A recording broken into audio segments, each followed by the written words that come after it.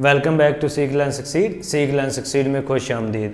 उम्मीद है कि आप सब बखैरियत व आफियत होंगे। तो आज की ये video government college university Faisalabad के मुतल्लिक़ होने वाली है।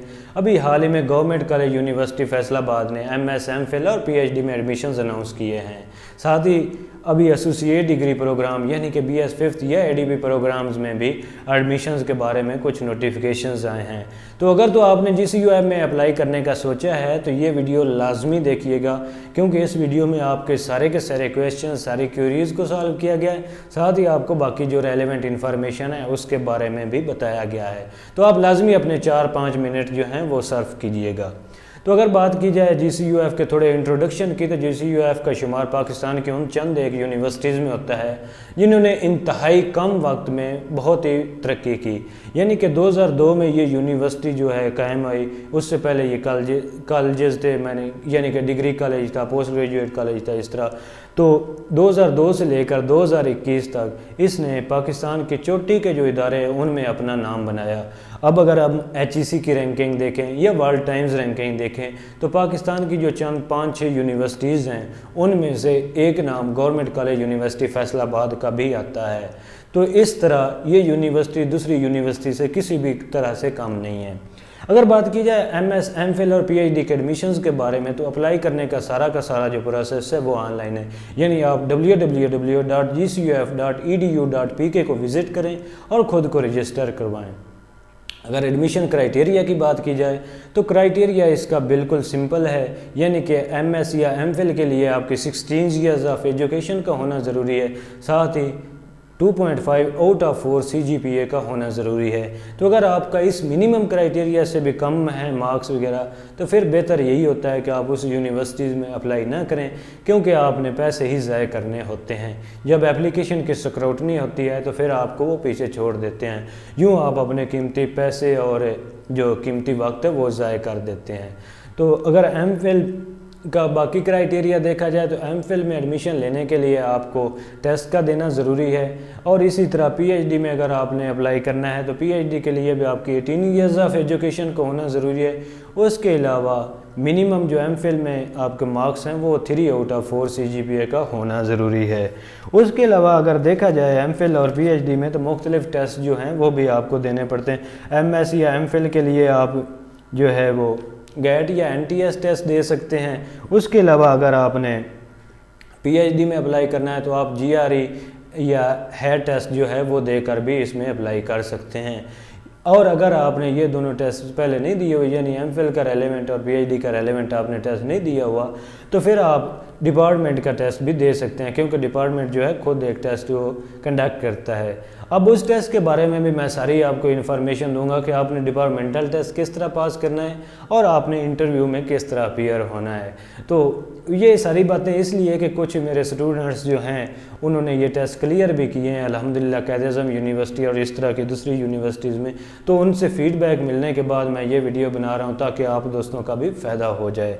तो जो MPhil का टेस्ट होता है वो कोई इतना मुश्किल टेस्ट नहीं होता है। यानी कि वो सिंपली आपकी जो प्रीवियस डिग्रीज़ होती हैं, जैसे कि अगर आप पॉलिटिकल साइंस, इकोनॉमिक्स या किसी भी और डिपार्टमेंट में अप्लाई कर रहे हैं तो आपके जो मेजर कोर्सेज़ होते हैं MSc में या फिर BS में, उनके 2-3 जो फेमस कोर्सेज़ होते हैं उनमें से शार्ट सा आपका टेस्ट होता है MPhil का। और PhD का जो टेस्ट होता है वो ज़रा मुश्किल होता है, उसमें चीज़ें जो हैं ज़्यादा होती हैं। लेकिन फिर भी इनकी तैयारी के लिए आपको कोई क्लियर कट या कोई जो है बुक मार्केट में या इस तरह की नहीं मिलनी होती। ये आपने खुद तैयार करने होते हैं अपने टेस्ट। तो इसके लिए बेहतर यही होता है कि आपके 2-4 जो फेमस कोर्सेज होते हैं डिग्री में या फेमस बुक्स होती हैं, आप उसको गो थ्रू कर लें, उसमें फेमस टॉपिक्स को क्लियर करें। बस यही कुछ ही आपका होता है। और अगर इंटरव्यू की बात की जाए तो MPhil में इंटरव्यू तो होता है आसान है। यानी कि आपने जो एडमिशन टेस्ट दिया होता है उसमें से ही ज़्यादातर आपके क्वेश्चन पूछे जाते हैं। या फिर अगर आपने BS में कोई रिसर्च की है, यानी कि कुछ यूनिवर्सिटीज़ होती हैं जो आपको ऑप्शन देती हैं कि आप थीसिस भी मिनी से थीसिस सबमिट करवा लें, या फिर आप जो है अपना वाइवा और वो फाइनल जो सेमेस्टर है वो कर लें। तो जो स्टूडेंट थीसिस लेते हैं उनके बाद जब ये MPhil में एडमिशन लेते हैं तो फिर उनको एक एज तो मिलता ही है कि उन्होंने पहले रिसर्च का थोड़ा सा काम किया था। लेकिन फिर जो इंटरव्यू कैबिनेट होती है या इंटरव्यू टीम होती है, वो आपसे उसके रेलेवेंट ही क्वेश्चन पूछते हैं, आपके थीसिस में से कुछ क्वेश्चन पूछ लेते हैं या फिर जो आपने टेस्ट दिया होता है उसमें से कुछ पूछते हैं। इसी तरह एमफिल में जिन्होंने थीसिस नहीं लिया होता उनमें से भी ज़्यादातर जो क्वेश्चन है वो टेस्ट के रिलेटेड ही पूछे जाते हैं। लेकिन पीएचडी का ज़रा जो है टेस्ट तो होता ही होता है, लेकिन इंटरव्यू जो है ज़रा मुश्किल होता है। उसमें आपकी एमफिल के रिसर्च के बारे में पूछते हैं, मेथोडोलॉजी वगैरह के बारे में पूछते हैं।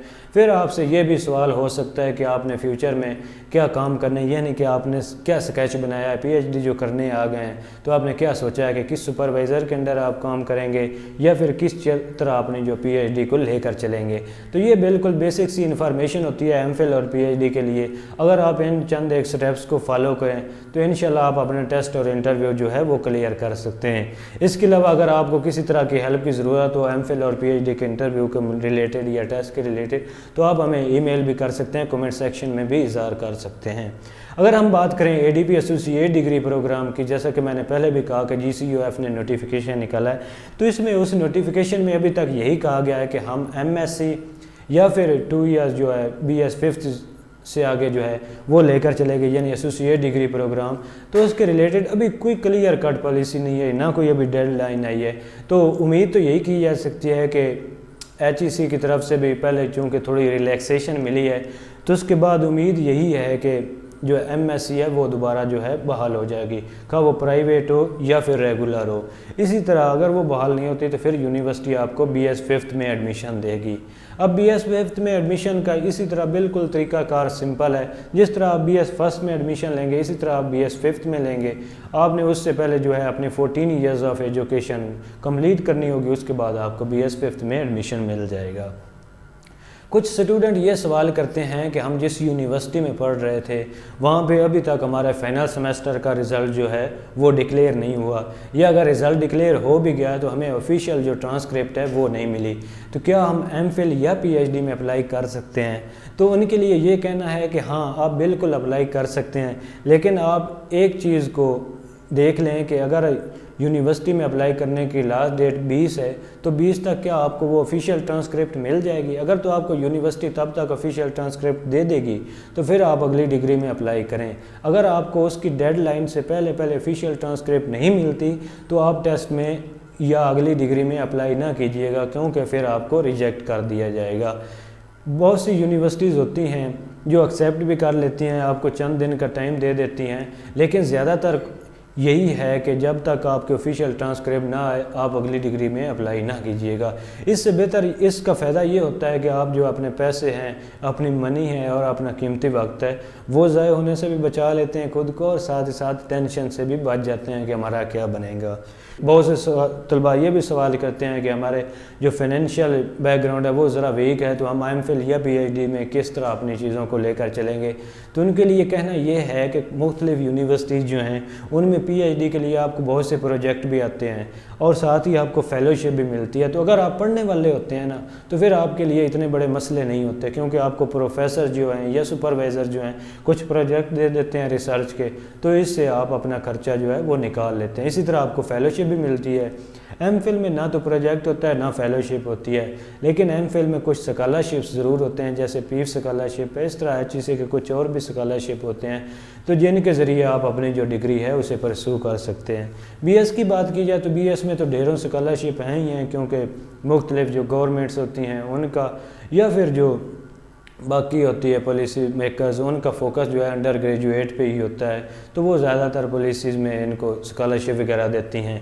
तो आज के लिए इतना ही है। अगर और आपको कोई भी इन्फॉर्मेशन चाहिए हो तो आप हमें ईमेल के ज़रिए अप्रोच कर सकते हैं, आप बराह रास्त कमेंट सेक्शन में कर सकते हैं, लेकिन उससे पहले मेक श्योर कर लिया करें कि आपने ये पूरी वीडियो देखी है या नहीं। अगर तो आपने वीडियो नहीं देखी तो जो क्वेश्चन इस वीडियो में आपको आंसर किए गए उनका तो हम रिप्लाई करेंगे नहीं, क्योंकि हम भी काफ़ी बिजी होते हैं। तो बाकी उम्मीद है कि आपको ये वीडियो पसंद आई होगी। अगर वीडियो पसंद आई है तो अपने दोस्तों के साथ भी शेयर कीजिएगा। खुदा आपका हामी नासिर हो। Very best of luck. Allah हाफिज़।